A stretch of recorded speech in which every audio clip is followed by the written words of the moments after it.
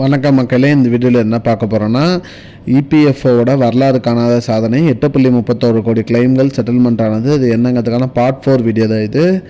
Part 1, part 2, part 3 பார்க்காதீங்க, பார்த்துட்டு வந்துருங்க. நம்ம சேனலுக்கு ஏதாவது புதுசாக வந்திருந்தீங்கன்னா மறக்காமல் நம்ம சேனலை சப்ஸ்கிரைப் பண்ணி பெல் ஐக்கானை கிளிக் பண்ணிக்கோங்க. இந்த வீடியோக்கு ஒரு லைக் கமெண்ட் கொடுத்துருங்க. வாங்க வீடியோக்குள்ளே போகலாம். இது பார்த்திங்கன்னா பார்ட் 4 வீடியோ. இந்த வீடியோவில் என்ன பார்க்க போகிறோன்னா உறுப்பினர்களுக்கு தாக்கம் மற்றும் நடைமுறைகளுக்கான சவால்கள் என்னென்ன அப்படிங்கிறத பற்றி தான் பார்க்க போகிறோம். அதாவது ஏப்ரல் 2026 மாதத்தில் மட்டுமே 61.3 லட்சம் கிளைம் செட்டில்மெண்ட் செய்யப்பட்டுள்ளது.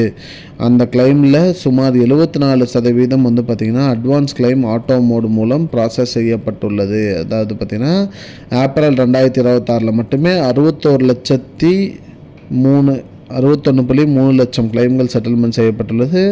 அதில் 74% பார்த்திங்கன்னா அட்வான்ஸ் கிளைம் ஆட்டோ மோடு மூலியமாக ப்ராசஸ் செய்யப்பட்டுள்ளதுன்னு சொல்லியிருக்காங்க.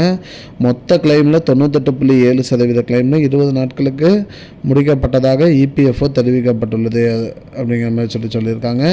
சில உறுப்பினர்கள் claim rejection, EPS mismatch, multiple UAN, KYC mismatch போன்ற பிரச்சனைகளை இன்னும் இருப்பதாக ரெடிட் விவாதங்களில் பகிர்ந்துள்ளன அப்படிங்கிற மாதிரி சொல்லியிருக்காங்க.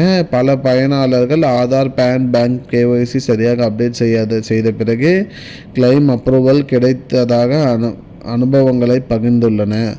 மேலும் ஆட்டோமேஷன் அதிகரித்தாலும் சாஃப்ட்வேர் டிலேயில் மற்றும் இன்ட்ரெஸ்ட் கிரெடிட் தாமதம் போன்ற தொழில்நுட்ப சிக்கல்கள் இன்னும் தொடர்கின்றன என சில உறுப்பினர்கள் குற்றம் சாட்டப்படுகின்றன அப்படிங்கிற மாதிரி சொல்லியிருக்காங்க. மக்களே, இதுதான் மக்களே இப்போதைக்கு முக்கியமான பயனுள்ள தகவல். இது போன்ற பயனுள்ள தகவலை தெரிஞ்சுக்கொள்ள நம்முடைய சேனலை மறக்காமல் சப்ஸ்கிரைப் பண்ணி வச்சுக்கோங்க.